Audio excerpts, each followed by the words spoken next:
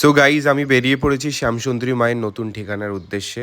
Bike বুক করেছিলাম একটা জায়গায়, যেটা হচ্ছে রবীন্দ্রনাথ ট্যাগর হসপিটালের কাছে। সেখানে গিয়ে আমি ম্যাপ দেখে দেখে তারপরে যাব।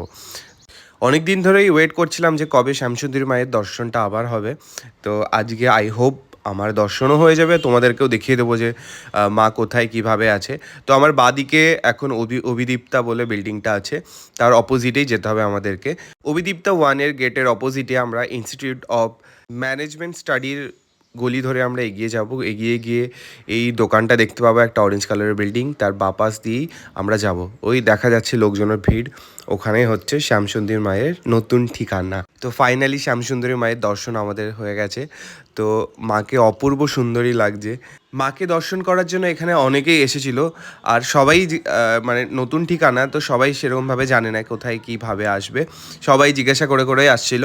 তো মাকে দেখার পর সমস্ত দুঃখ কষ্ট যেন কিছুক্ষণের জন্য মিলিয়ে যায়। তো তোমরা যারা যারা এখনও যাওনি, গিয়ে মায়ের দর্শন করে এসো।